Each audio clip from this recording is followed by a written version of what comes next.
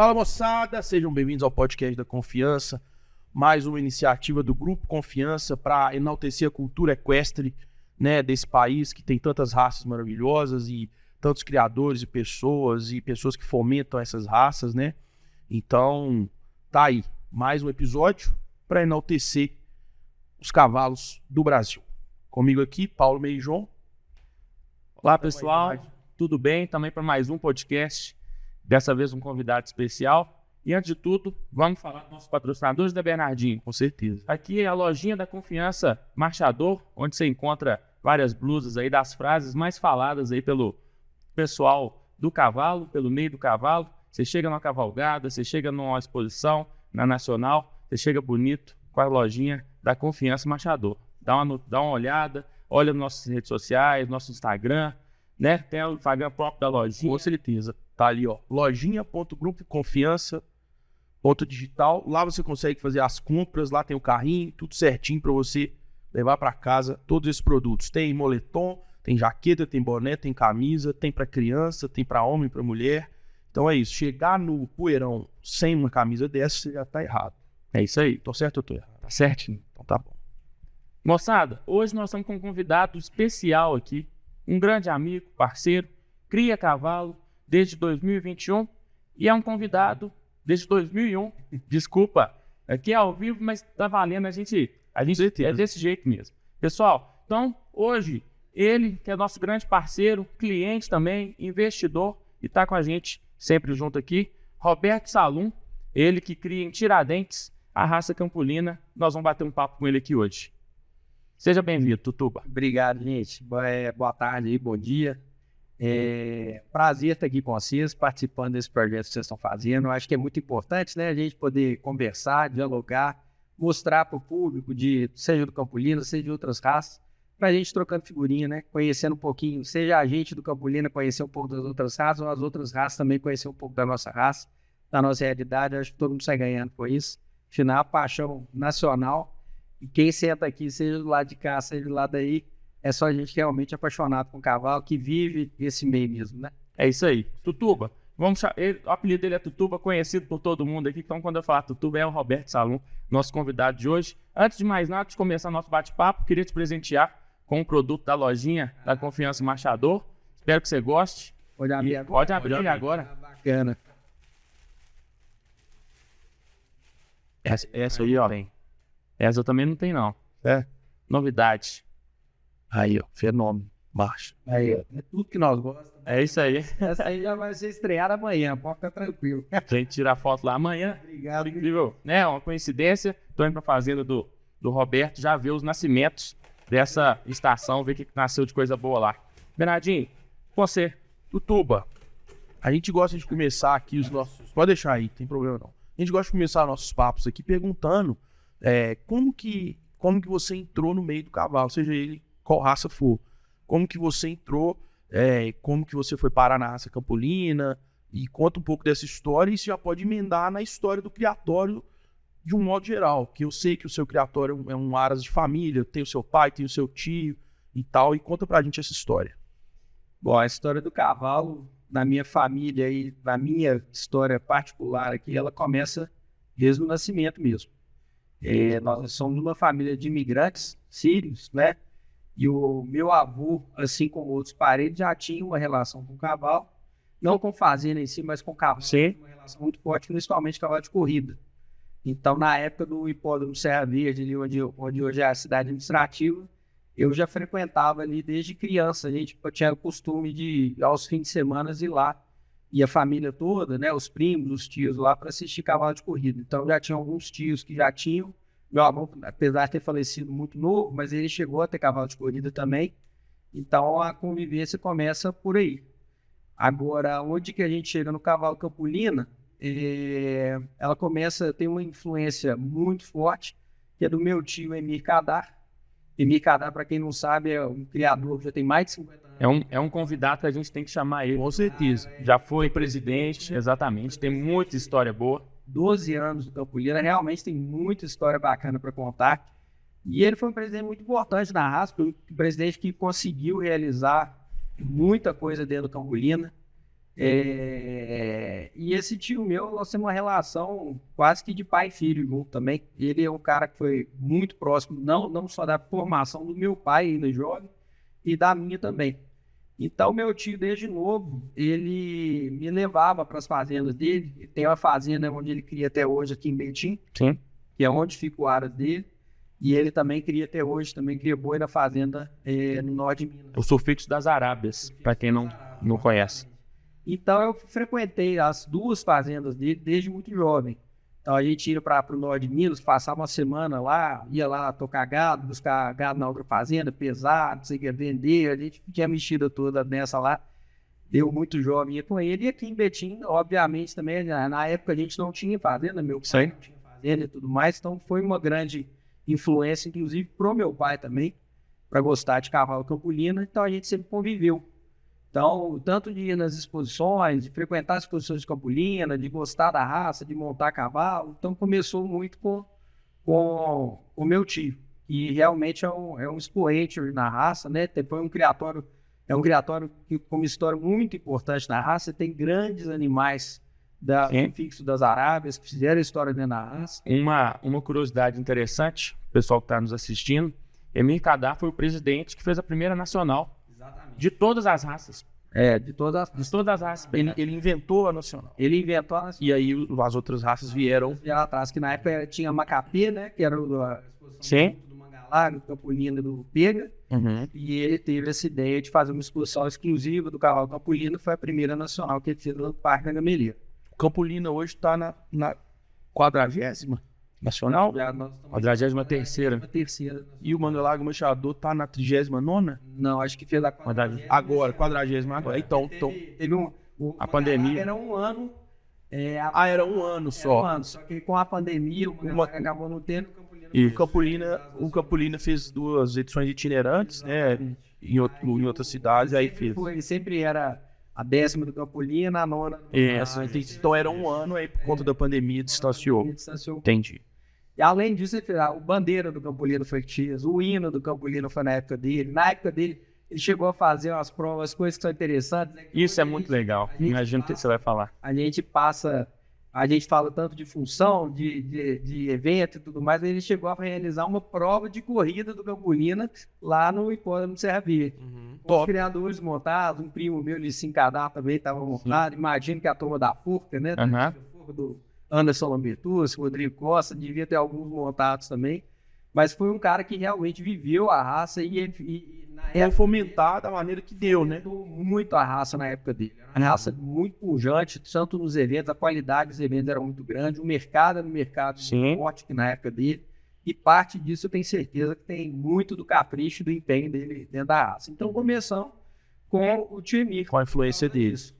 Aí eu já com meus 10 anos de idade, imagino mais ou menos, meu pai que gosta de contar essa história. Meu pai, eu já era apaixonado com fazenda. Eu com 5 anos de idade, cartinha do Papai Noel era uma cela. Eu ganhei a cela de cavalo. Com 5 anos de idade, não tinha cavalo, não tinha fazenda, não tinha nada. Mas minha cela já aqui. E eu sempre gostando muito, né, de cavalo, vivendo nesse meio. Aí teve um negócio da televisão que chamava Disque Fazenda. Meu pai gosta muito dessa conversa, dessa história. Que aí você ligava no 0800 da vida e você ia participar do sorteio de uma fazendinha. Era o Lima Duarte que fazia esse negócio. E no dia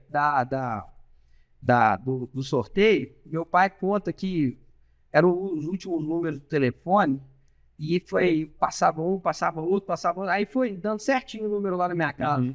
1, 4, 0, aí deu outro número, eu perdi. E meu pai fala que eu fiquei desolado, que eu chorei, mas chorava pra caramba, que eu tinha certeza que eu ia ganhar a fazenda. Sim. E pouco tempo depois chegou a conta de telefone, né, com as ligações que eu tinha feito. Aí diz o meu pai que pelo número de ligação, pelo menos uns 2 hectares de terra, ele ia dar comprar, de tanto que eu fiquei ligando lá pra participar do sorteio. E nessa hora, meu pai também, que obviamente já tinha um gosto pela fazenda, por esse meio e tudo mais, vendo o tanto que eu gostava, e juntando com o gosto que ele também tinha e tudo mais, meu pai resolveu que gostaria de comprar uma fazenda, uma propriedade para ele. Então, papai começou a olhar algumas terras aqui perto de Belo Horizonte, achou uma propriedade, foi onde nós começamos, do Aros, ali em Itabirito, ali perto de São Gonçalo do Passão. E lá a gente começou a viver essa vida de fazenda, de ter um gadinho, de curral, não sei o que lá, aquelas coisas. E na época, aí meu tio, voltando pro meu tio Emir, vendo isso, ele virou e falou assim: Roberto, eu vou te dar, então, outro campolino pra você ter. Sim. Então, um dia à noite, saiu eu e meu pai, com o Emir, fomos lá pra fazenda dele em Betim, que é muito pertinho, e eu não esqueço disso, eu devia ter lá por aí, uns 10 anos de idade. Ele soltou uma potrada, assim, no concreto, assim, potrado, tudo recém-desmamado. Falou assim: agora você escolhe aí, qual que você quer. Aí fui escolhendo, não sabia nada, né? Escolhi, aí separei 2 ali, fiquei na dúvida daqueles 2 ali, baseado. Eu brinquei, né? Na época, eu não sei. Fazendo apartação de curral. Exatamente, com 10 anos de idade, isso eu sozinho. Isso, meu pai e meu tio deixaram, não, você vai escolher. Aí separei um potrinho, fiquei na dúvida de 2, separei um. E esse potrinho ele colocou o nome de Betão das Arábias em minha homenagem. Betão por causa de Roberto. E depois de um tempo, antes do potro ir lá para casa, ele num aniversário, um evento de família, falou assim: Roberto, deixa eu te falar, eu vou te dar os 2. Escolhe o nome do segundo. E o segundo, inclusive, era do outro sufixo dele, que era do Emirzinho, filho dele, que é o Hadak, que é Kadar ao contrário. E eu escolhi o nome de Mustang do Hadak. Então, esses foram meus 2 primeiros animais da raça campolina. Isso eu com a cidade, não era associado nem nada, tinha fazenda não tinha estrutura para criação de cavalo, nem nada, tinha um curralzinho, um espaço lá do braquiário. Então esses 2 potros foram lá para a fazenda e minha vida era ver aqueles 2 potros. Eu olhava lá, queria, traz os potrinhos, tudo que eu queria, tinha os cavalinhos de sela lá, sem raça, que era na fazenda, exatamente, gostava, montava neles direto, mas eu ficava doido para ver os potros e doido para chegar na hora de montar neles, né? E nessa época nós contratamos também um funcionário lá para a fazenda, e esse sim já tinha uma vivência de cavalo, já tinha trabalhado em alguns anos, coisa assim. E quando eu saía para andar a cavalo, geralmente ele ia me acompanhando, né? Para poder. A gente andava lá nas trilhas, ali na região. E ele pegou e falou assim: Roberto, você tem que associar agora lá no Campolino. Se você associar no Campolino, você vai receber convite para exposição, convite para leilão, esse tipo de coisa. Então eu, com meus, por aí, 11 anos de idade, por aí, fui lá no Campolino e me associei no Campolino. Quem associou fui eu, nem meu pai. Então o criatório até hoje tem meu nome exatamente porque lá atrás, em 2001, eu me associei no Campolino. Sócio mirim. Não, na época acho que não sei nem se tinha isso. Nem lembro, na verdade, se tinha. Mas eu associei. Claro, meu pai deixou, obviamente. E o primeiro convite, a primeira correspondência, naquela época era muita correspondência. E que era muito legal e receber. Era gostoso receber. Chegava a gente pegou aquela época, chegava VHS ainda dos leilões que eu via. Chegava a fita lá para você assistir os lotes, né? Chegava a revista, o calendário, aquelas coisas todas. Aí o primeiro que eu recebi foi um leilão Brejaúba, que é o criatório da Silvana Braga, que é também um criatório muito antigo, um criatório com muita história na raça. E eu recebi a correspondência em meu nome me convidando para ir no leilão Brejaúba. Chegou lá o catálogo, ia acontecer lá no Yacht Club ali na Pampulha. Sim. E nós fomos. Foi eu, meu pai e minha mãe por esse leilão. E meu pai minha mãe, pela convivência que eles já tinham com os criadores da época do meu tio ainda, conheciam já Silvano, Sérgio Braga, o pessoal todos, os criadores mais antigos que estavam lá. E nesse leilão, eu comprei a minha primeira égua, né? Eu era um menino assim, aquela pesada, eu ganhava dinheirinho, guardava e tudo mais. Aí passou uma égua lá, era uma Lasan Crinal, toco de égua. Tava prendo o Irol do Angelim, que era o cavalo que assim. Ali você já sentiu a emoção de um leilão, de comprar. Ela chamava Escala da Brejaúba, era égua linda, um toco de égua. E na época a égua tava no preço bom, não sei o que lá, eu fiquei doido com o papai, que eu tinha o meu dinheirinho guardado. Seu pai, pelo amor de Deus, eu dou meu dinheiro aqui, mas vamos comprar essa égua. Aí o papai rematou a égua, e aí veio uma égua prenhe e nasceu o primeiro produto dentro de casa. Aí tá a mosca pequena. E aí já foi o primeiro produto Cantagalo. Na época não chamava Cantagalo. Quando eu me associei, eu coloquei o nome JRS, que era Jorge Roberto Salum, ou para minha mãe ficar mais feliz, era Jorge Roberto Suzana, que era o nome dela. Mas na época eu fiz, era esse o fixo. Então nasceu o primeiro potrinho, uma Marília, inclusive, chamava Anitta do JRS. E aí pronto, aí tá picado pela mosca do cavalo aí mesmo, que aí nunca mais você é o mesmo, né? Na hora que nasce o primeiro potrinho dentro da sua casa, aí já vem aquela expectativa toda que a gente já vivia nas exposições, já via aqueles bichos, eu falava assim, não, essa aqui vai ficar linda, igual aquelas éguas, você já acha que a égua vai ficar chique demais, e eu, com esse cara que trabalhava lá na fazenda, acabava que, assim, a vida do cara também era mexendo nos potrinhos, o potrinho já parava bonitinho no cabresto, já tava bonitinho e tudo mais, a gente não tinha ainda noção nenhuma de manejo, Posição. de trato, não tinha ainda mais expectativa de exposição. Mas era a vida nossa. Aí nisso aí, muito junto do meu tio também, aí nós compramos uma outra égua, sempre bom lembrar, na época nós achamos uma égua com uma campolina corrediça da região. Na região não tinha tantos criadores. Sim. Já no Santana, que era ali perto, foi um grande parceiro nosso, é um grande parceiro, mas nesse início participou muito aí com a gente lá.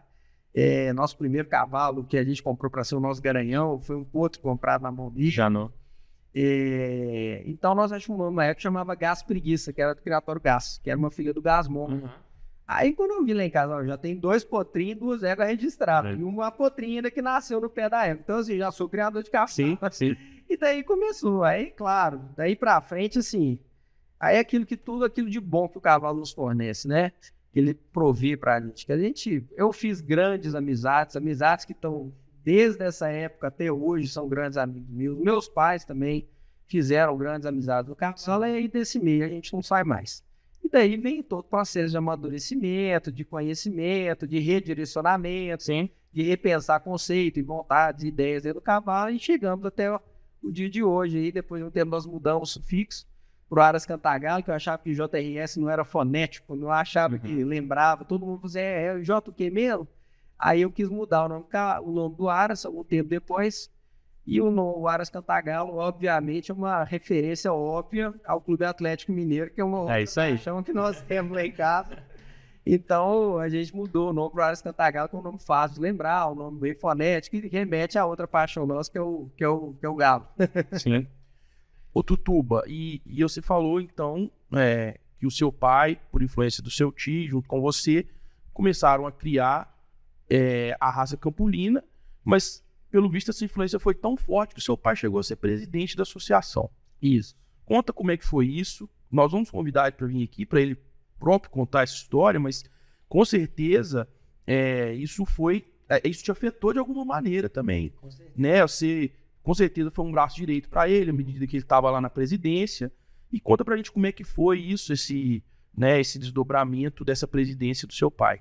Eu vou dar um passo para trás para chegar na presidência da Campolina, Bernardo, porque, como eu te falei, o cavalo ele faz isso com a nossa vida, né? Nós que resolvemos criar cavalo, viver nesse meio, você é puxado para dentro daquele meio mesmo, a gente passa a viver mesmo nesse meio do cavalo. Então, nós estamos falando de que a gente começou a criar em 2001, que a gente associou. O papai, como eu te falei, eles já conheciam vários dos criadores do Campolina por essa influência do meu tio.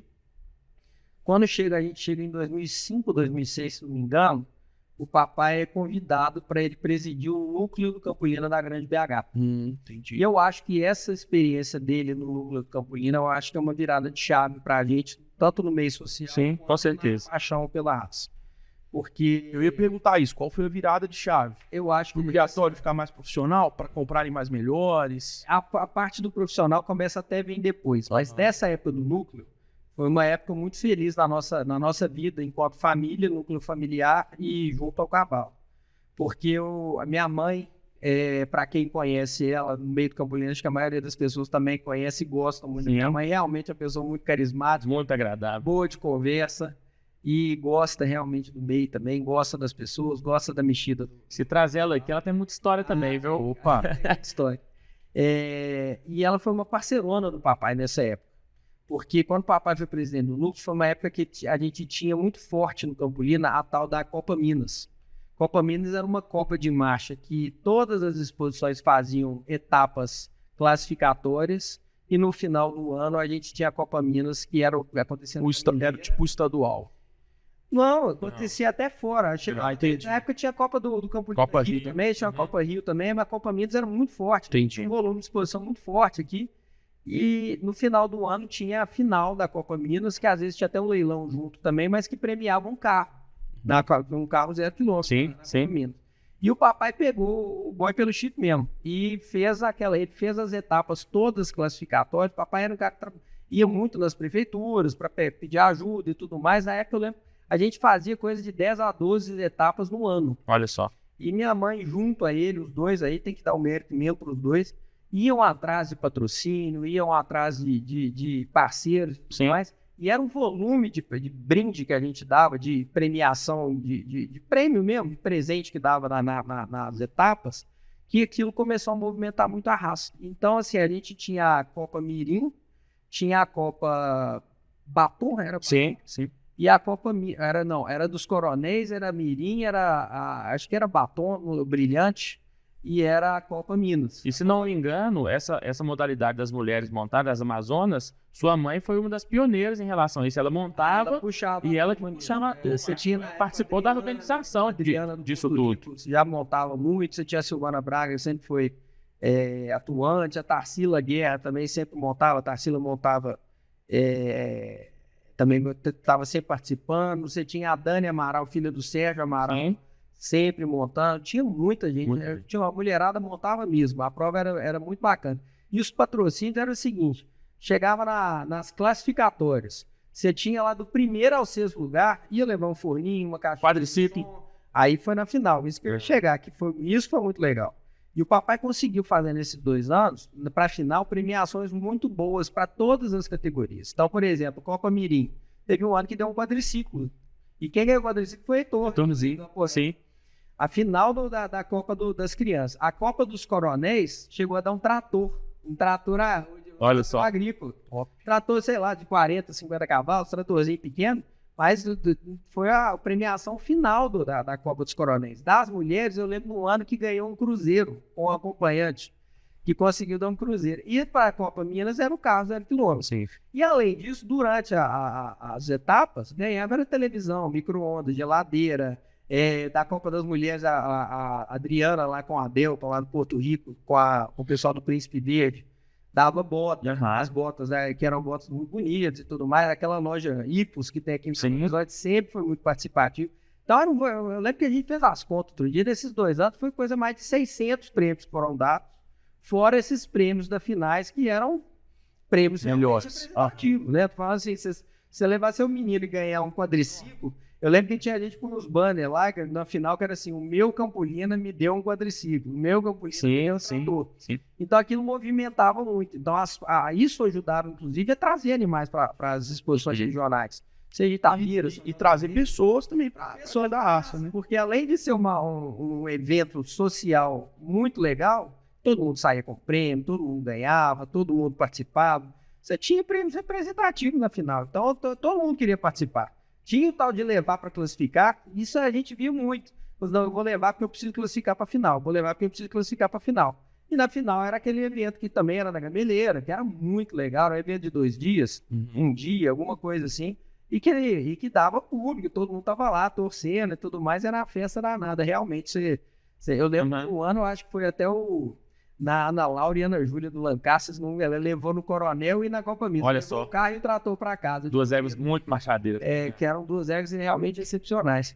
Então, assim, isso foi uma virada de chave para a gente. Então, dessa época que a gente, lógico, obviamente, nós estamos falando de 10 exposições ano, 12, que a gente participava, a gente vivia no trecho, indo nas exposições. Sim.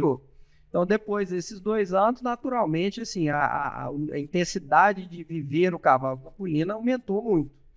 Então, a gente vai caminhando até a gente chegar na eleição, no mandato do meu pai, à frente da presidência Campolina. Depois disso, obviamente, ele participou, acho que, de todas as diretorias em Campolina. Ele começou com o Chico Azevedo, na diretoria dele, ele participou da diretoria do Guto Amaral. Sim. Participou da diretoria do Beto.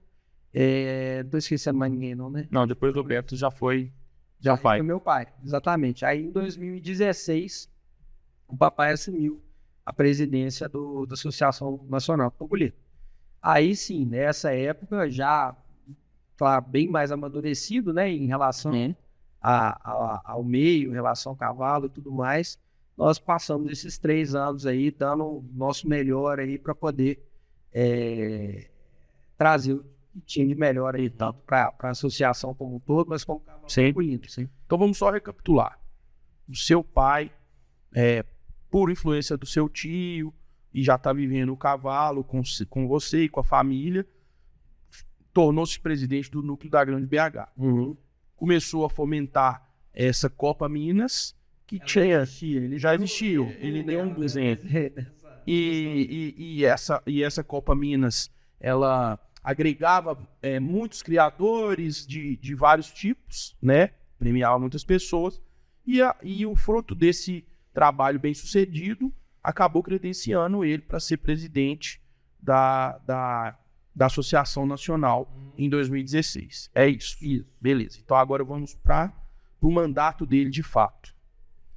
Então, pode ir lá. Então, aí a gente pode fazer até um paralelo, né? Nós contamos da nossa história pessoal até a associação, e tem também a história do cavalo durante o período, né? A gente vem no Campolina, eu diria, nos anos 90, início dos anos 2000, que a gente tem esse meio que eu estou te falando. A gente tinha um volume de leilões grande, volume de eventos muito grande, tinha um meio bastante pujante, e nós passamos por uma fase muito drástica de redirecionamento técnico da artes. E essa fase de redirecionamento técnico, isso na minha avaliação pessoal, né, ela foi um tanto quanto traumatizante. Houve um trauma no mercado, e isso gerou um descontentamento de parte dos criadores, a chegada de novos, né, ou talvez assim, a ascensão de outros criadores que tinham um perfil de cavalo daquilo. Isso foi quando? Eu diria que isso começa nos anos 2000, isso fica muito claro no ano 10 anos depois. Mais ou menos. Entendi. Mais ou menos, eu acho que ficou muito drástico, assim, muito claro, assim, esse redirecionamento e o reflexo até no mercado. Entendi. Mas e você pode terminar, se for o caso, mas explica quais foram essas mudanças. Eu acho que o cavalo, a gente passou por uma mudança muito clara da necessidade de voltar com um cavalo mais funcional. Um cavalo de sela. Mais marchador.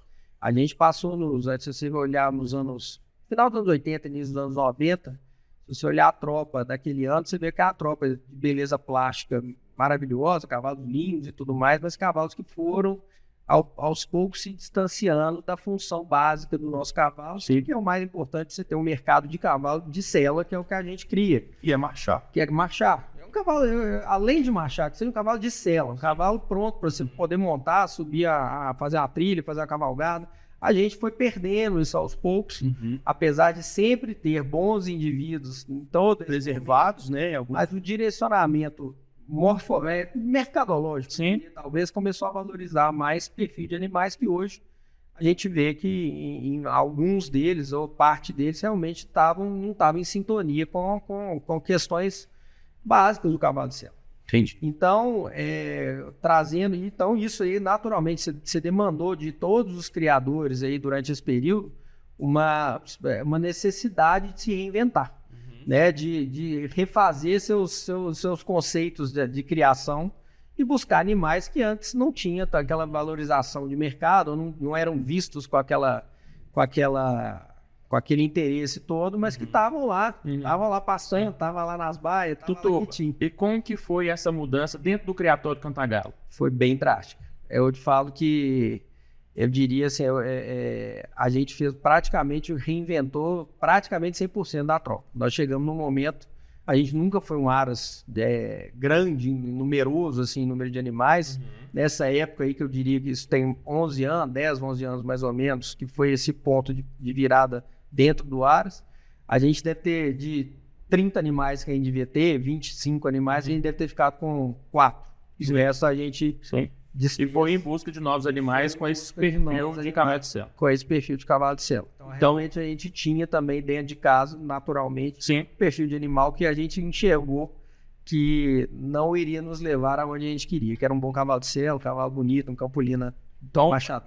Foi mais ou menos 20 anos mantendo esse cavalo que não era ideal para a raça. Não, Bernardo, eu diria o seguinte, a gente sempre, eu vou te trazer lembranças até da minha adolescência e infância dentro do cavalo, do Campolina. A gente sempre teve, em todos os aras que a gente fosse, bons animais de manejo. E a gente via nesses aras, assim, alguns animais que careciam daquela característica que para mim é básica, que é o animal ser bom de sela, um cavalo de sela e um cavalo, obviamente, machador. E alguns animais que eram mais evidentes, a beleza plástica, aquela frente linda, aquele pescoção com aquela cabeça linda, aquele orelhão, que hoje muita gente já nem acha tão bonito também, mas que é a característica mais evidente da nossa raça, né? O cartão de visita realmente tem uma frente muito expressiva, tem uma característica muito particular da raça, que é a frente dele. Sim. Então, assim, por exemplo, a gente ia nos aras, a gente via bons animais de sela, mas aqueles animais que o criador mesmo selecionava, seja para o leilão, para a exposição, não sei o que lá, não eram exatamente aqueles animais bons de sela que a gente tinha. Eu brinco que a gente via em alguns aras, assim, o Série A e Série B. O Série B eram os cavalinhos de marcha. Cavalinho de marcha, hein? E o Série A era aqueles animais belos, grandes, altivos e tudo mais.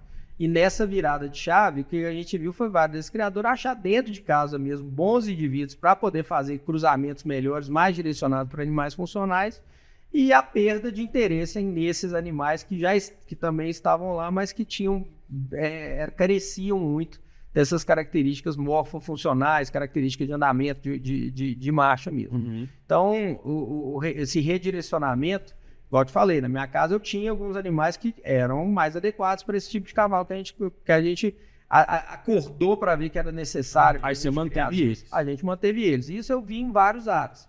Mas, claro, alguns aras com um momento de tropa, com um excesso de animais desse modelo antigo, vamos dizer assim, outros mais preparados para essa nova fase, para esse novo direcionamento. Posso dar alguns exemplos aqui que são óbvios para quem cria capulino.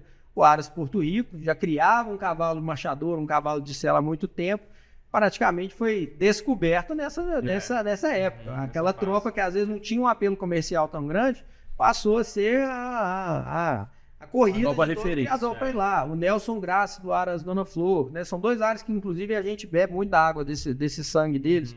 Era outro criador que já criava há muito tempo, um cara que tem a cultura de sela, de montar cavalo. E aí eles preservaram sempre preservou os animais de marcha. Quando a gente vê essa virada de chave, você vê o primeiro leilão que ele foi lá na Giro, foi um sucesso o leilão. Todo mundo foi lá beber água do Aras Dona Flor. E tá aí até hoje com uma referência gigante, né? Ambos criatórios, né?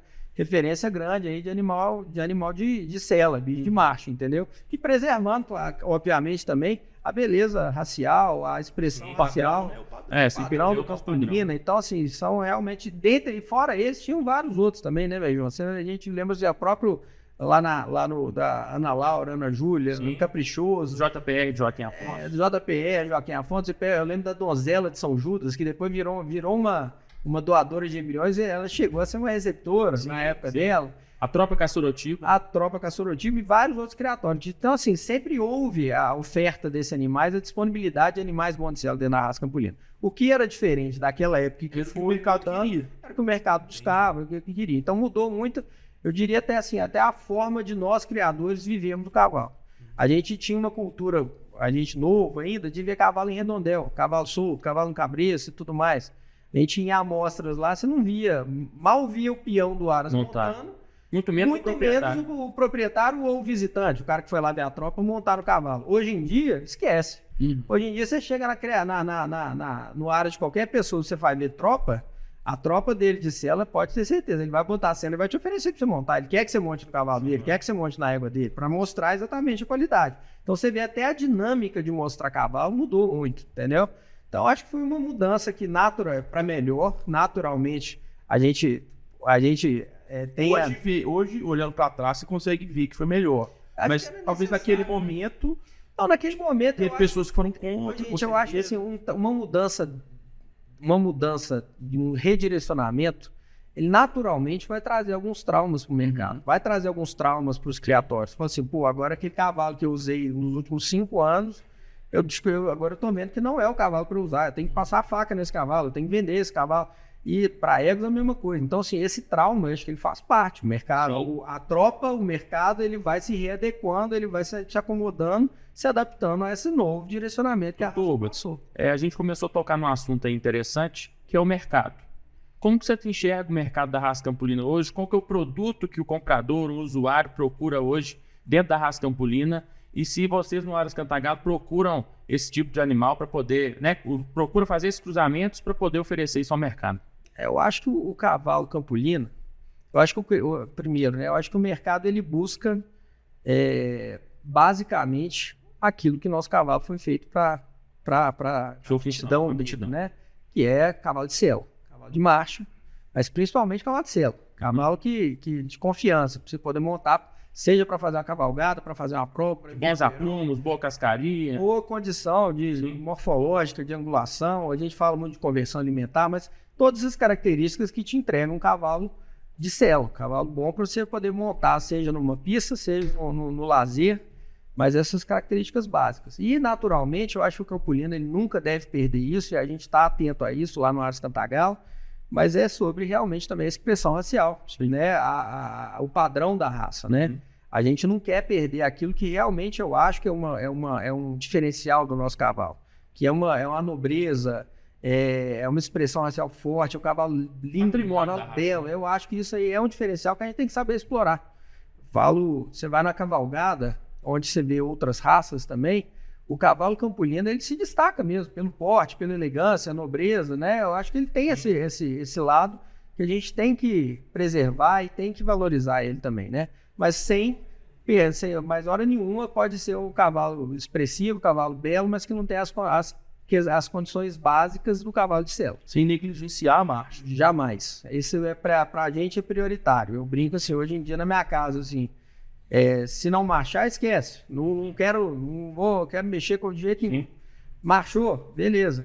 Agora nós vamos passar para os outros pontos. Vamos ver genealogia, vamos ver expressão racial, vamos ver angulação, mas a condição básica para ser um cavalo de selo, ser um cavalo marchador, esse é primário e básico para a gente. Tutubi, voltando lá atrás, você contou muita história aqui, acho que tem que ter história. A raça campolina é uma raça que tem muita história realmente, você vivenciou isso muito, eu também vivenciei isso muito lá em Entre Rios, que é o berço da raça, hoje nós somos, né, vizinhos lá. Qual foi a primeira nacional que vocês participaram com criadores? Você se lembra disso? Você era pequeno, você já estava junto com seu pai, já com outro olhar? Quanto que foi isso? E depois queria que você contasse uma história marcante dentro de exposições nacionais do Aras Cantagalo. E eu queria também que você contasse como que foi participar da Nacional com gestão, né? Que não foi você, foi o seu pai, sim, mas com certeza você participou ativamente, muito pela sua mãe, você contou também ser muito atuante, e com certeza você também foi, né? Então, vamos lá. Primeiro você falar da primeira nacional como criador. Para mim, a primeira nacional nossa, a gente participou de outras, mas igual eu te falei, a gente tem uma segunda virada de chave lá no Aras, que é quando o meu pai me confia a gestão da fazenda, que isso foi em 2013. 2013 foi onde meu pai me deu uma liberdade maior para poder fazer o trabalho de gestão mesmo da fazenda. E lá a gente começou a fazer não só essa mudança que eu te falei, de refazer a parte da tropa, mas também na parte da fazenda, né, na parte de manejo, né, de pastagens e estrutura de manejo da fazenda e tudo mais, mão de obra também, foi uma mudança que aconteceu nessa mesma época. E dessa época para a gente começou a dar um foco um pouco maior em pista. Antes disso a gente participava, mas participava muito socialmente.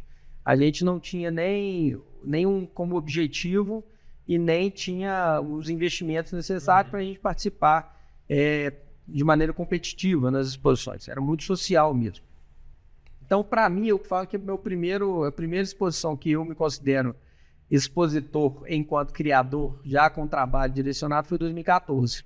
Que foi na Gameleira, e nessa exposição foi onde o cavalo que fez um trabalho e veio fazendo trabalho lá em casa, que é o Zulu da Dona Flor, ele era um cavalo da primeira categoria, era um cavalo de 3 anos e pouco, e ele fez a segunda exposição dele, ele fez uma exposição antes para a gente ver lá em Lafayette, e a Nacional ninguém conhecia o cavalo, e o cavalo foi campeão nacional de marcha. Então aquilo realmente foi muito marcante para mim, que era um cavalo na primeira nacional dele, na segunda exposição dele, um cavalo extremamente jovem, cavalo com, diria, 4, 5 meses de mexida mesmo, já com a mão de obra nova, que era o Bicudo, né? Bicudo, que é Grande parceiro pra ele, que é um parceirão nosso, tá lá com a gente desde essa época, desde 2013. E que foi uma surpresa. O cavalo realmente ele acendeu, né? Ele apareceu na exposição e eu devo muito a esse cavalo, que eu acho que esse cavalo ajudou a gente a começar a se posicionar dentro do Campolino como um criatório que realmente seleciona, que tem um trabalho sério aí de criação de cavalo Campolino. E ele é o garanhão-chefe hoje da fazenda, tem produtos. Temos. Aí um cavalo que fez um trabalho muito bom lá em casa. Temos bastante filhos dele, temos alguns aí, agora algumas promessas dele, inclusive, já para o ano que vem. Mas nos deu muita alegria. O cavalo que realmente deu um cavalo que cumpriu aquilo que ele serve, que é realmente trazer melhoramento, trazer animais genuínos de marcha, realmente animais muito genuínos de marcha, potrada toda, e sem perder a expressão racial, animais belos, animais expressivos. Então, você me agradou muito. Mas, voltando para o caso O garanhão de pista, é importante que ele seja um bom reprodutor, porque senão a alegria que ele te dá vai ser momentânea. Exatamente. Né? Uma hora ele vai aposentar da pista. Esse cavalo foi... E ele sendo reprodutor, ele vai te dar alegria. Ele foi tricampeão nacional, foi bicampeão de marcha, foi campeão de categoria também. E nós aposentamos ele, porque até depois nós vamos voltar nesse assunto, mas que eu falo assim, graças a Deus, desde essa virada de chave, a nossa taxa, eu diria assim, a taxa evolutiva do Campolino é surpreendente. Eu falo assim, você com um cavalo campeão nacional de 5 anos atrás, graças a Deus, a gente vê nos anos seguintes, o cavalo tem que ficar atento, porque a tropa que vem vindo vem cada vez melhor. A gente fala assim, nós olhar os campeões nacionais, quantos campeões e grandes machadores que a gente viu nos últimos anos que saíram da primeira categoria. Então, para mim, isso é um grande sinal de evolução. Você vê assim, animais... Nossa, estão andando rápido. Eu acho que a taxa evolutiva nossa é fenomenal. Mas vou voltar nisso aí, mas só para acabar a sua pergunta. Mas desse ano de 2014, a gente já era Aras Cantagalo, estava com o nosso cavalo lá, aquela expectativa danada. E foi um ano que esse caso me marcou muito, que foi o dia que ele entrou na pista, na categoria, ele entrou à noite no dia o Galo estava jogando contra o Corinthians, nas quartas de final da Copa do Brasil. E era um jogo de volta que o Galo tinha tomado, acho que 3-0, 3-1 lá fora. E virou, né? Então, no dia e era meu aniversário. E era o dia do meu aniversário. Então, eu tava na beira da pista, sozinho, com a Itatiaia ligando, ouvindo o jogo do Galo, aquela gritaria que a turma que não tava mais tranquila lá, gol do Galo pra lá, não sei o que lá, aquele negócio todo. E o cavalo na pista era um cavalo jovem, assustado aí, tinha um telão, que toda vez que ele passava aquele telão, eu ficava doido lá, assustado demais. O cavalo encaixou, o Galo ganhou, era meu aniversário. Então, assim, aquele dia foi um dia especial para mim, que eu fiz meu primeiro campeão nacional. Galo classificou para o Flamengo, que depois iria passar também no mesmo sufoco e ser campeão da Copa do Brasil. E foi meu aniversário. Então, foi um baita presente de aniversário. Muitas emoções. Foi muitas emoções no dia.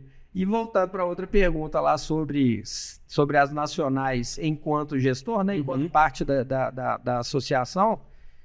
Em Mejão pode falar muito bem, também viveu isso, né? Vou dentro da associação. Realmente, assim, a gente tem que dar muito valor para quem está fazendo.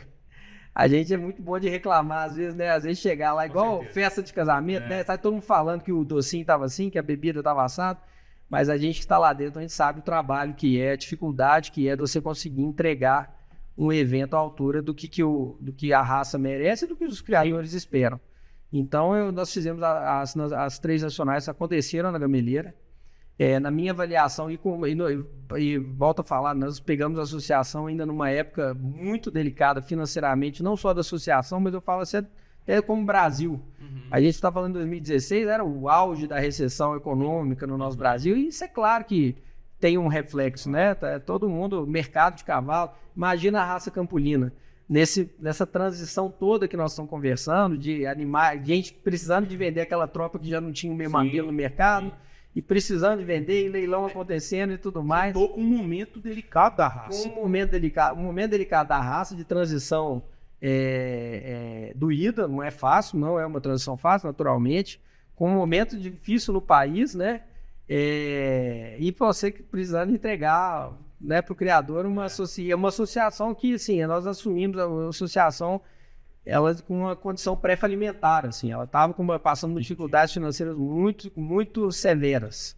e num momento muito severo também de recessão econômica. Então foi um desafio muito grande para nós nesses 3 anos, conseguir levar a associação a realizar os eventos, cumprir as obrigações da associação num período tão difícil, né? Tanto da raça quanto do país.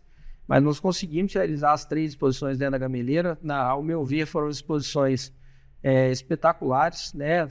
Tinha uma estrutura boa, um conforto bom para os criadores. A tropa fez jus à nossa nacional. Foram disposições que a gente viu lá, a loteria, o foco, vimos a tropa fenomenal participando, ganhando, que é para nós também, foi na época lá também, foi grande embaixador nessa época. Várias Ventania também foi muito bem na época da campanha do papai, lá do Maurício. Então, assim, eu acho que na minha avaliação, dentro das possibilidades e dentro das dificuldades que o todo apresentava, eu acho que nós tivemos muito êxito, assim. E eu acho que da gestão do papai, nós tivemos também eu não poderia deixar de falar aqui, que era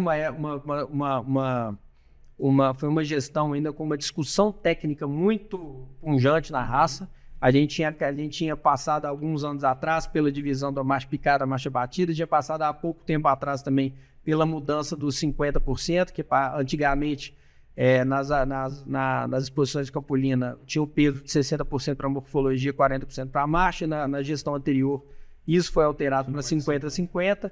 E claro que isso aí reflete, né? Tem gente que concorda, tem gente que não gosta, tem gente que quer aquele cavalo lá de trás, tem cara que acredita que o cavalo tem que ser completamente diferente daquilo que está acontecendo. Está numa discussão técnica muito pungente, assim, sabe? Dentro da raça.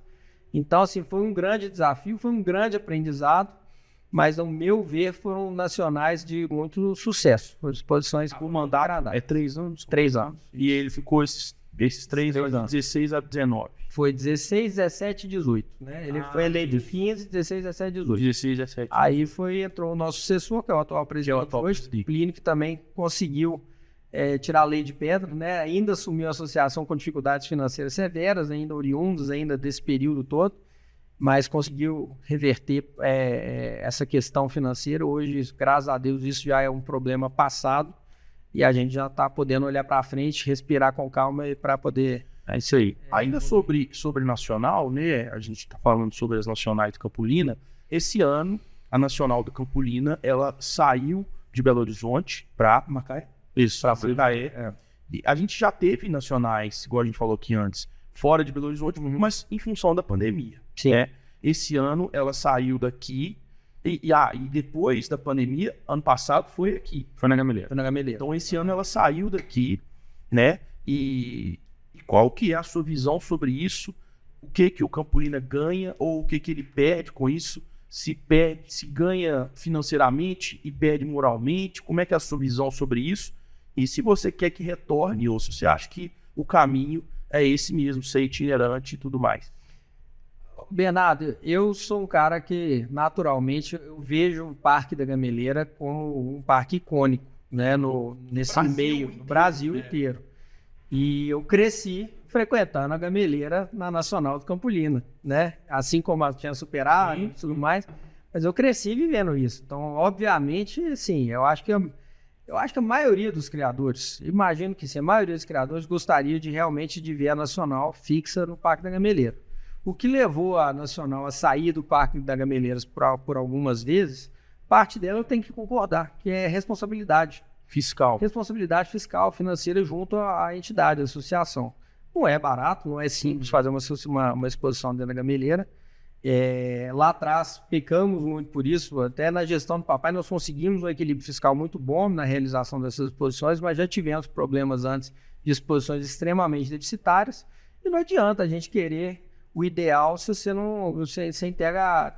ter um pragmatismo, uma objetividade. Assim, se não dá conta, se financeiramente a conta não fechar, tem que tomar esse cuidado, porque a conta chega. Então, assim, nessa gestão do Plínio, que foi uma gestão muito marcada pela recuperação financeira da associação, ele optou a associação optou aí em estudar possibilidades de manter a exposição nacional de maneira mais sustentável, financeiramente falando, em outros lugares. E eu acho que a gente tem que, por mais que a gente queira trazer para a Nacional, a gente tem que entender que não é à toa, não é por por uma mera vontade, mas é por uma necessidade. Então, assim, eu quero que a exposição seja na Gameleira. A gente está trabalhando, né? Hoje eu não faço parte da diretoria, mas como criador, como parceiro, alguém que ama essa raça, claro que a gente está trabalhando também, buscando soluções, igual aconteceu no ano passado, que foi uma belíssima exposição que aconteceu na Gameleira. Foi uma exposição especial para mim, para a gente conseguir retornar de maneira sustentável com responsabilidade a exposição para dentro da Gameleira. Mas realmente as que aconteceram fora da Gameleira foram ótimos eventos. Se a gente for relembrar aqui, Lafayette foi um festão que aconteceu lá dentro, foi realmente um evento maravilhoso. Muito boa. Se você pegar a exposição de Salvador, a receptividade também da turma de lá com a gente foi uma coisa maravilhosa, foi uma exposição extremamente agradável. Nós tivemos Lafayette, tivemos Casimiro de Abril no auge da pandemia, aí sim tinha um caráter muito forte de pandemia para ser lá em Casimiro de Abril, foi onde conseguimos viabilizar a realização da Nacional. Em Salvador foi uma exposição que foi assim, extremamente agradável. Foi assim, pra gente, tem uma coisa, né? Nós que somos de BH, quando a exposição é aqui, você vai pra exposição, mas sua vida não para, né? Você tem que trabalhar. Trabalha de manhã, vai de tarde. Corre lá, vai lá, vê uma categoria, volta pro trabalho, depois volta à noite pra ver. Quando a exposição é fora, tem essa vantagem. Eu sei que é de BH, você dá por conta. Então, lá em Salvador, nós aproveitamos a cidade, aproveitamos praia, além de poder aproveitar a exposição como um todo, que foi realmente... E vimos o Galo campeão brasileiro. E aí o Galo ainda foi campeão brasileiro lá em Salvador, em cima do Bahia. Foi uma farra também, né? Foi. E essa última em Macaé também, sem palavras, achei a exposição assim, agradabilíssima, assim, a estrutura que foi montada, a estrutura que foi oferecida para o criador de banheiro, de restaurante, de bebida, de pista, a forma que a gente ficou vendo na pista lá, estava agradável demais da conta, sabe? Então, assim, é claro, a gente vai aproveitar onde for. Se o Campolina resolver fazer a nacional dele em Roraima, eu vou estar lá em Roraima, você pode ter certeza disso. Ele falou de Salvador e eu perguntei da história das nacionais. Eu já vi ele chorando igual um menino pequeno em Salvador e ele não contou ainda o caso, não. Porque ele fez a reservada campeã das campeãs nacional. Não, isso foi e grande da raça, exatamente. Ali eu falei porque aquilo foi a primeira nacional que eu fiz, mas realmente o ápice meu de feito enquanto criador, não poderia deixar de contar, realmente foi em Salvador, que a gente fez um animal do nosso fixo, 2021, um animal criado lá em casa, que foi planejado dentro de casa, a gente viu o nascimento, esperou a evolução, acompanhamos tudo e a gente viu essa égua se sagrar grande campeã da raça 2021 lá em Salvador e a reservada Grande Machadeira em Salvador. Então foi um título duplo lá que nós ganhamos, que é um feito, realmente não é fácil, né? Isso aí é uma raça, né? E essa égua é a Raica do Cantagalo, uma égua espetacular, realmente uma égua que acho que ela sintetiza muito daquilo que a gente acredita enquanto cavalo, enquanto campolina, seja na beleza racial, seja na estrutura da égua, seja na genealogia da égua. Ela é filha de uma égua que eu comprei, potrinha também, chegou lá em casa, lá, potrinha magrinha lá, e também nós preparamos essa égua. Essa égua deu muita alegria pra gente, que é a Chardonnay do Roliço, que hoje está lá com o Renatinho Soares da marca. Foram muito bem comercializados. E tô vendo que a égua tá dando alegria lá pra ele, viu uma postagem daí com um potrinho gêmeo dela, né, idêntico a ela lá atrás, lá, potrinho muito machador. E essa Chardonnay, que foi uma égua realmente muito marcante no nosso criatório, nos deixou a Raica, que foi o primeiro animal do nosso fixo que a gente conseguiu chegar no título máximo da raça, praticamente, que foi a grande da raça e reservado Grande Machadeira. Aí esse dia eu não vou mentir, não. Eu chorei igual criança. E foi no dia seguinte, nós voltamos cedinho lá de Salvador para levantar a taça do Atlético campeão brasileiro. Então foi um fim de semana, foi outro fim de semana que eu vou te falar coisa. Foi especial. Você vê que o Galo anda junto também. Não, tem que colocar junto com o jogo do Galo, que dá sorte. Dá sorte. Então nós vimos a égua ser a grande, depois no outro dia vimos o Galo ser campeão brasileiro. Então aquilo realmente foi muito marcante mesmo, bem lembrado. Mano. Tutuba, você falou em relação à taxa, né, crescente do Campolino em relação à evolução, e como todo negócio, e isso tem que ser tratado como um negócio sério, profissional, sempre tem alguma coisa para melhorar. O que você enxerga hoje que a raça campolina precisa de melhorar, precisa de evoluir? Claro que a gente, né, como você disse, está em evidência a evolução, a gente consegue enxergar isso, mas o que pode melhorar hoje na raça campolina? Cara, eu acho que, assim, sempre vai ter espaço para melhorar, né?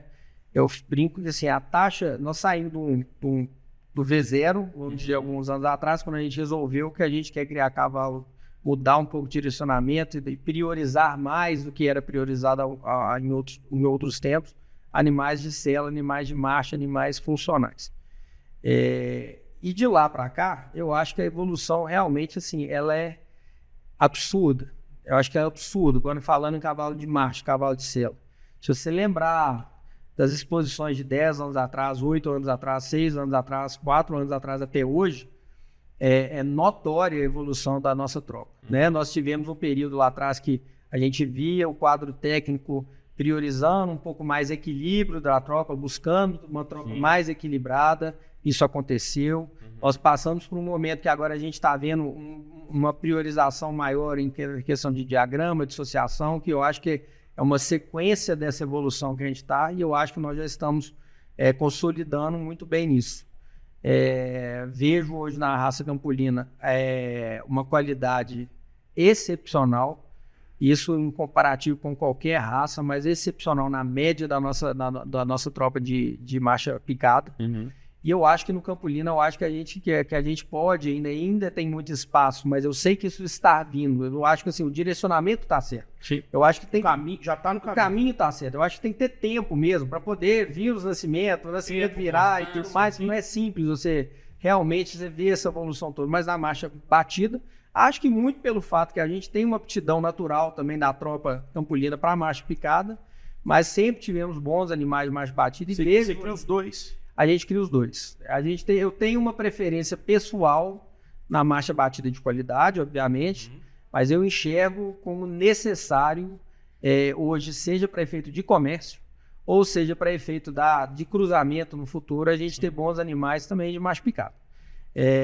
Então a gente tem um garanhão hoje de marcha picada dentro de casa, a gente usa cavalo de fora, às vezes mais de marcha batida e tudo mais, mas temos esse cavalo, que é um cavalo que a gente acredita muito nele. E as éguas, majoritariamente lá em casa hoje, são de marcha batida, na verdade. Então a gente faz essa mistura, mas sempre a base lá é realmente cruzar, pelo menos tem que ser o bom com o bom. Tem que ser, a égua tem que ser machadeiro, o cavalo tem que ser machadeiro. Somar as qualidades. E a gente somar as qualidades, e claro, aí você vai pincelando ali em cada acasalamento aquilo que você enxerga em necessidade, seja no gesto, no movimento, no diagrama, na energia, na estrutura, na morfologia, né? No conjunto de frente a gente vai pincelando, mas a base é sempre assim, animal bons cavalos de marcha com boas éguas de marcha. Tutuba, eu e PV nas nossas andanças aí, Brasil afora, para lives, leilões de campolina, a gente eventualmente se depara com uns comentários do seguinte tipo: precisamos abrir o livro da raça campolina. Porque existe uma comparação natural com a raça prima, que é o Angalaga Machador, que está muito próximo, né? Nós aqui somos fruto disso, né? E o que você acha sobre isso? Tem que abrir esse livro? Não tem? Bernardo, esse é um assunto que ele que a raça campolina discute ele há bons anos já. E eu tenho as minhas opiniões baseadas na minha vivência, nas minhas conversas, que eu já conversei com muita gente a favor da abertura de livro, já conversei com muita gente contra a abertura de livro, mas eu tenho uma opinião muito, muito forte em relação a isso, muito, na minha opinião, muito bem embasada em relação a isso, sabe? Eu acho que é o seguinte: se a gente falar de abertura de livro simplesmente como uma questão técnica do cavalo, eu não tenho dúvida nenhuma dos benefícios dela. E eu não tenho dúvida nenhuma porque nós não estamos inventando a roda em falar em trazer animais de outras raças para fazer um cruzamento e para trazer melhoramentos específicos, pontuais aqui, em questões técnicas mais variadas. Isso aí já foi testado, a gente vê, seja no gado, seja em outras raças de cavalo. Se você for olhar raças de animais de esporte, sei lá, de hipismo, isso aí é comprovado. Isso aí não tem que discutir sobre essa... Não, em determinado momento da história onde não existia DNA, não existia um controle rigoroso... Exatamente, isso já acontecia. Isso aí, naturalmente, isso acontecia. E não tem que estigmatizar a abertura de livro em si. Isso aí é um recurso técnico, isso aí não tem dúvida. A minha consideração em relação à abertura de livro na raça campolina, ela vai muito na questão mercadológica. É onde eu tenho meus sinões, sabe? Porque eu acho que é o seguinte: nós, como eu te falei, a gente passou por um trauma de mercado com esse redirecionamento. A gente viu muito criador precisando de desfazer de um perfil de cavalo e buscando animais com outro perfil, outro biotipo, para poder criar. Isso não foi fácil para nenhum criador.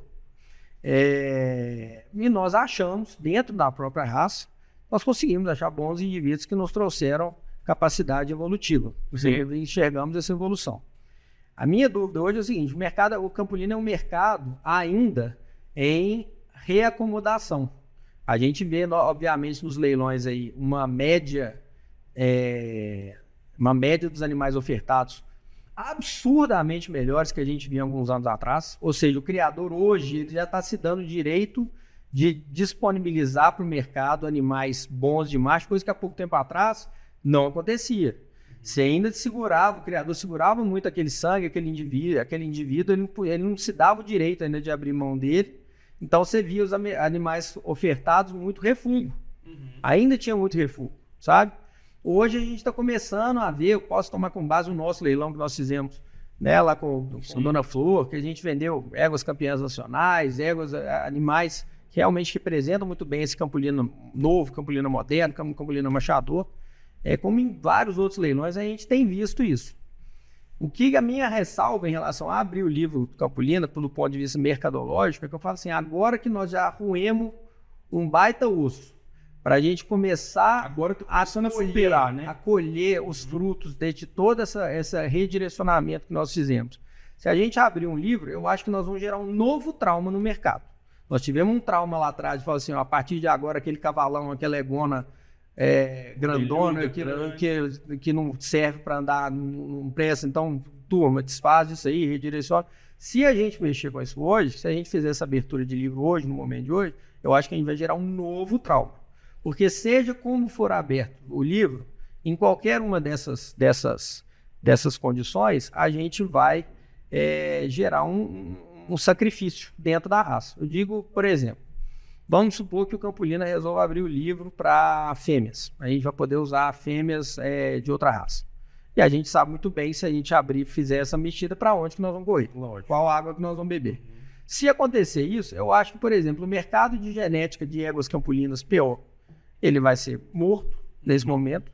Eu não vou comprar o óvulo da égua do Paulinho, fulano não vai comprar minha égua mais, porque a partir desse momento você vai começar a buscar na raça co-irmã, ali no primo, ali, aquela genética que na elite dela já realmente está um degrau assim. Você vai buscar essa genética. Então você vai gerar um novo trauma no mercado. Se você abrir, seja, vamos supor, para o macho, aí eu acho que você sacrifica uma geração inteira de garanhões e de um mercado para esse tipo de cavalo, que hoje é um mercado frágil, até inclusive, você sacrifica esse mercado porque naturalmente você vai ver as pessoas buscando os outros animais, a raça co-irmã, sabe? E eu acho que a gente vive, e eu lembro de um projeto que eu vi uma vez que propunha até fazer uma categoria dos F1 nas exposições. Eu falo assim, cara, você vai despertar um interesse muito maior de ver o F1 do que ver o PO. Isso para um mercado que ainda em reconstrução. Não é um mercado ainda que eu vejo ainda. Precisa amadurecer. Eu acho que ele precisa amadurecer. Então, acho que assim, o tempo de se abrir o livro tinha que ter sido lá atrás, quando a gente direcionou, que abrisse o livro lá atrás, entendeu? Julgasse aquilo tudo para dentro, deixava 2, 3 anos ali, sei lá quanto tempo, e aí era um trauma só. Eu acho que a gente precisa de se estabelecer melhor. Então, precisa de mais um tempo para amadurecer o mercado. Ou para amadurecer, ou para mesmo desconsiderar essa hipótese. Para estudar melhor. Para estudar melhor, porque hoje, além disso, a gente tem que lembrar o seguinte, o cavalo, gente, o meio do cavalo, ele é um meio social. Ele é primariamente social. Ninguém cria cavalo para ganhar dinheiro. Ninguém cria cavalo como negócio. Aquilo cria-se por prazer. Eu falei muito da história da minha família dentro da raça, onde meus pais fizeram grandes amizades, eu fiz grandes amizades. Hoje eu tenho um filho que já está fazendo as amizades dele com os filhos dos meus amigos dentro da raça. E isso que segura a gente dentro da raça. Não é necessariamente o cavalo que é machador, o cavalo que faz o semicírculo, que tem um engajamento posterior assim assado. O meio nosso é muito importante. E hoje nós estamos num momento que, volto a falar, passamos por tempos difíceis de discussão técnica na raça, de descontentamento de muita parte dos criadores em relação ao caminho que a raça estava levando. Que existe isso, isso é natural, né? Tem cara que gosta de um cavalo de um tipo, o cavalo gosta de outro, isso é natural. E a gente viu nesse mesmo período o manga larga, machador, passar por uma explosão enquanto raça também. Nos últimos 20 anos.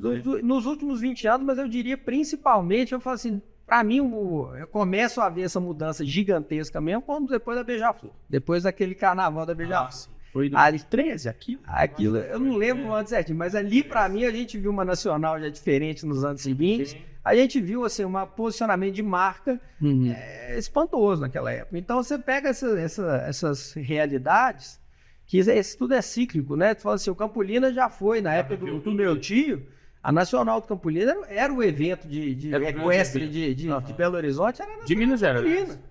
Assim, você via a turma que não mexia com cavalo, queria ir lá no Campolina para beber cerveja, para encontrar a turma, para ver cavalo. Hoje é do manga larga. Sim. Então essas coisas mudam muito, mas tem que ter um pouco de calma, tem que ter um pouco de responsabilidade.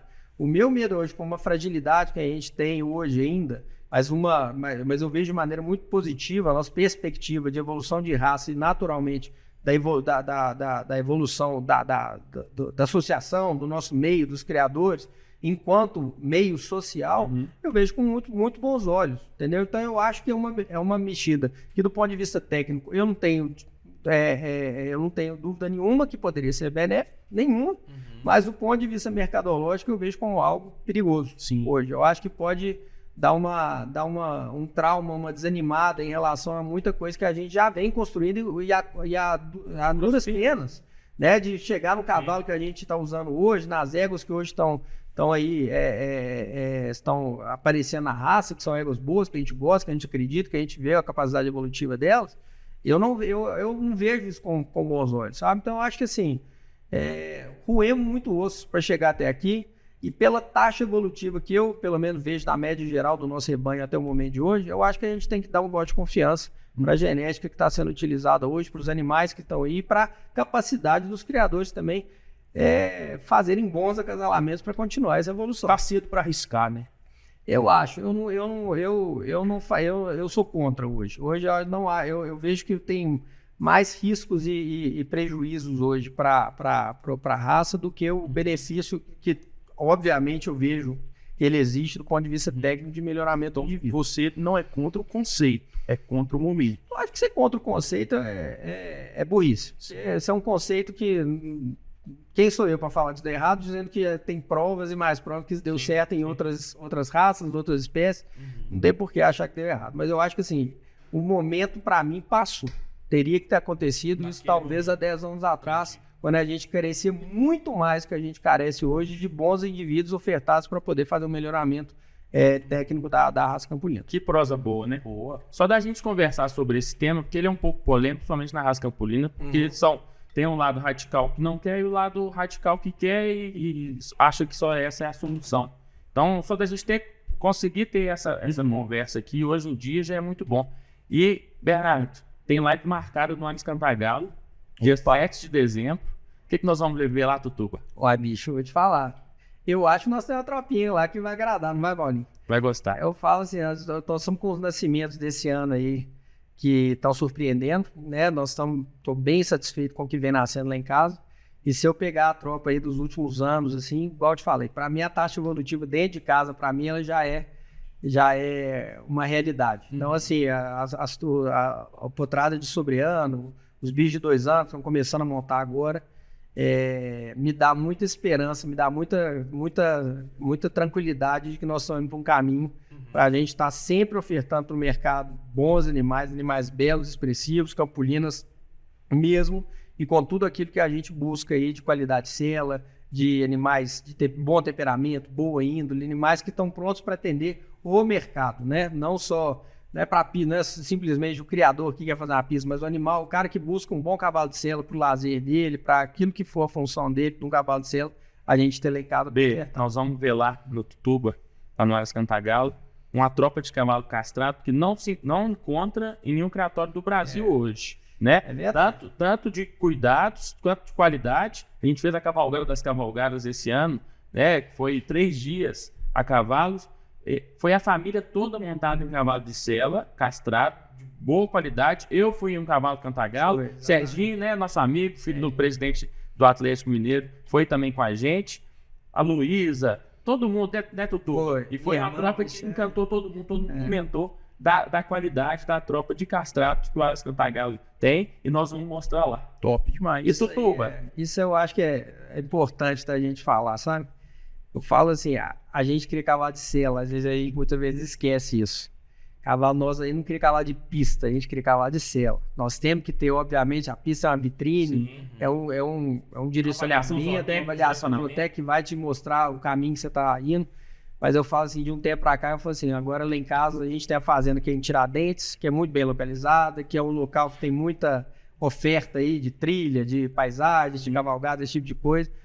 A gente acaba recebendo muita gente lá em casa, gente que não é do meio do cavalo e tudo mais. E uma coisa que eu acho que todo criador tinha que ter essa preocupação é o seguinte, você tem que ter uma tropa dentro de casa para receber, seja quem monta cavalo, seja quem não monta, mas para poder, o cara chega na sua fazenda, vê lá aqueles cavalinhos na baia, aquele negócio, e na hora de montar você não consegue oferecer para ele uma boa montaria. Uma boa montaria, eu digo, não só de maciez, mas assim, de confiança, né? Certeza. Porque às vezes aquela égua que você está acostumado, a égua que você vai montar, ela é mais quente, sai mais quente às vezes. Pra gente tudo bem, mas pro cara que não sabe montar, ele se sente inseguro, ele fica com medo. A sua amiga da sua esposa, sua prima, que não tem costume. Então, assim, isso foi uma decisão que eu tomei dentro de casa.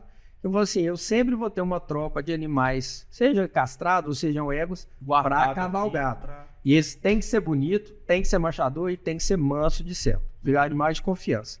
Porque seja isso para poder usufruir melhor daquilo que o nosso cavalo oferece, que é o lazer, para a gente poder fazer isso dentro de casa, ou para levar para outras cavalgadas, ou seja, para o mercado. Que tem outra coisa, tem um mercado aí que às vezes é carente mesmo, assim, do cara que busca, queria um cavalo bonito, castrado para montar aqui no meu sítio, né?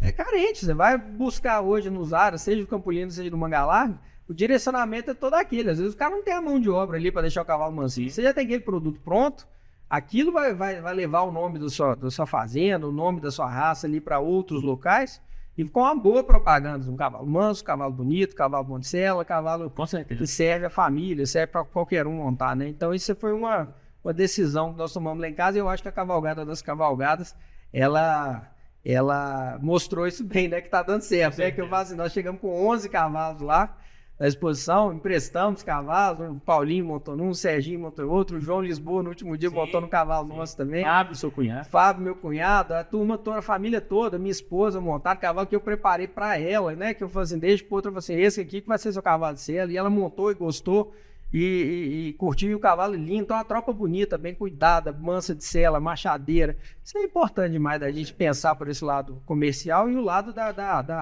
do que as outras pessoas de fora também vão enxergar, seja do seu trabalho ou seja da raça, né, que você está criando, né? Estamos caminhando para a reta final aqui, né? Mas a gente vai poder bater muito papo ainda no dia 6 de dezembro, lives no Aras Cantagalo, direto do YouTube, vai Confiança Machador. Mas antes de encerrar, Tutuba, agora eu vou te dar uma apertadinha. Eu também tenho uma pergunta final, mas Pode mandar bala aqui? Pode. Tutuba, um criatório hoje, referência para você. Eu não posso deixar de falar, tem alguns que vêm ao nome, os que eu não citar não me levem a mal, porque tem muito criatório realmente que a gente admira muito e se espelha muito, né? Mas tem um criatório que eu não, até pelo tanto da água dele que eu já bebi, eu não posso deixar de falar do Nelson Graça, lá do Aras Dona Flor. Leilão marcado ano que vem? Leilão marcado ano que vem. Porque é um Aras que realmente priorizou sempre animais funcionais, bons de sela, e com uma baita expressão racial. Então, áreas que eu já falei isso com você algumas vezes, né? O que me surpreende nele, assim, é o volume de animais sufixo Dona Flor que estão ganhando em pista na mão de outros criatórios. Isso para mim é um sinal muito claro aí de competência, né? De criatório. Ele consegue ganhar com a tropa dele, com o que ele cria dentro de casa, mas os que ele vende também estão performando bem nas pistas na mão de outros criatórios. Com certeza. Nosso grande amigo Nelsinho já participou, né, nas outras edições de podcast, mas nós vamos convidar ele aqui no ano que vem, com toda certeza. Ele e a Vanessa, sua filha, que tocam lá na Dona Flor. Agora, Tutuba, uma égua. Eu não posso deixar de falar da Raika, né? A Raika, ela sintetiza muito da nossa história lá no Cantagalo. Então, para mim, é o perfil de égua que a gente pretende repetir a qualidade aí muitas vezes, né? falando da minha, né? Se eu falar de raça, aí tem outras aí também, obviamente. Então falou uma sem ser cria sua. Eu acho que a Thalita da Santa Rosa, acho que é uma égua que ela é indiscutível, né? Thalita conseguiu fazer um volume de animais com uma altíssima qualidade de célula morfológica, com ótimas campanhas de pista, que é difícil da gente ver em outras reprodutrizes tamanho e resultado. Tanto que lá em casa nós temos hoje 2 filhos dela, né? Nós temos uma égua e um cavalo, filhos dessa égua, e a gente vê na casa dos outros quem tem esse sangue, né? Fica falando aqui do invasor, do Gandhi, aí nós vamos ficar... Tem o Dallas, a Zara lá em casa, nós vamos falar de muito bicho aí, filho dessa época. Com certeza. E um cavalo que você tem aí como referência? Olha, cavalo na raça, eu acho que quem hoje tem um cavalo que realmente está surpreendendo, que eu acho que é um cavalo que pode vir a fazer um belo trabalho, já está fazendo um grande trabalho, é o cavalo lá do Henrique Salvador, o invasor de JHE. É um cavalo que chama atenção pela qualidade dele enquanto indivíduo, e o que ele já está colocando no chão aí. E tem uma genealogia aí que sem dúvida alguma, tem que dar o braço a torcer, que ela é firme demais. Filho da Thalita, né? É uma genealogia que dá para acreditar, dá para confiar. Show de bola. Bernardinho, não é com você. Tuba, a minha última pergunta é o seguinte, cara. A sua família tem laços muito fortes da raça campolina, né? O seu tio foi presidente, talvez o mais importante da história da raça, inventou a nacional, deixou um legado incontestável, né? E o seu pai fez um excelente trabalho no núcleo da Grande BH e foi alçado ao cargo de presidente, imagino eu que de forma muito natural, né? Ele deve ter sido conduzido à presidência pelos braços do povo, imagino eu, pelos braços dos criadores. E a sua mãe também foi muito participativa, você foi participativo com seu pai, e você hoje é a cabeça do criatório, apesar de ter o seu pai do seu lado, né? Eu quero saber as suas pretensões políticas para a raça campolina. E por ter opiniões muito fortes e ser firmes e ter argumentos para defender suas opiniões. Então é isso, eu quero saber quando que você vai ser presidente da raça campolina. Eu quero saber se, eu quero saber quando só. Porque é uma questão de tempo. Bernardo, a gente tem que ter muito juízo na vida, né? Eu falo assim, ser presidente do Campolina é uma dedicação, é uma doação gigantesca. Eu falo, a pessoa que se propõe a estar lá, a gente tem que dar um valor danado. Porque é muito mais ônus do que bônus. Ônus, assim, de responsabilidade, de cobrança, de insatisfação, de cuidar de algo que não é seu, de algo coletivo. Não é simples, não é fácil e exige mesmo que uma dedicação ferrenha. Então, não vou falar nunca, né? Porque eu já bebi dessa água, participei lá com meu pai, né? Ajudando ele, obviamente, mas sempre que eu pude, em tudo que eu pude ajudar a associação à raça, eu fiz. Coloco sempre minha fazenda, nossa estrutura, nossos animais à disposição da raça. Eu falo, já fizemos lá cursos da associação para criadores. Recentemente abrimos as portas para que a associação fizesse as provas práticas para admissão de novos árbitros. Já chegou cavalgada das cavalgadas lá dentro da nossa fazenda, fizemos a recepção para a turma, chegou lá 80, 90 bichos lá dentro de casa. E sempre que puder, eu vou participar e vou ajudar da forma que eu puder. Mas um dia, para falar de ser presidente, eu falo assim, eu estou com 37 anos de idade, com um menino pequeno, casado, as responsabilidades hoje na vida são muito grandes. Então, eu não me colocaria à disposição da associação, a não ser que eu tivesse a condição de entregar aquilo que uma associação precisa e merece. Então, talvez isso seja um projeto aí, que pode ser que aconteça, né? Às vezes, né? Pode ser que dê certo, mas mais para frente, na hora que eu tiver a condição de dedicação, de doação que a associação precisa para que se haja realmente um resultado, um bom trabalho lá dentro. Então, para essa próxima que se aproxima daqui 2 anos, vamos lá. A Mega da Virada tá aí, né? Às vezes a Mega da Virada é mês que vem, às vezes tá, né? Moçada, nós vamos ficando por aqui, mais um episódio do Podcast da Confiança. Esse podcast é uma iniciativa do Grupo Confiança com o intuito de enaltecer a cultura equestre desse país. Aqui do meu lado, Paulo Meijon, Roberto Salum, Aras Cantagalo. E é isso. Muito obrigado. Siga nosso Instagram, que nós vamos deixar aqui na descrição desse vídeo. Curta esse vídeo e se inscreva no canal da Confiança para você ficar por dentro de tudo que rola aqui no Grupo Confiança, leilões, lives de diferentes raças, Manga Larga, Paulista, Manga Larga, Machador, Campolina. Em breve teremos Muares. Com certeza. Boi também tá para chegar. Então, é isso. Valeu, moçada. Tamo junto. Até o próximo. Valeu, turma. Até a próxima.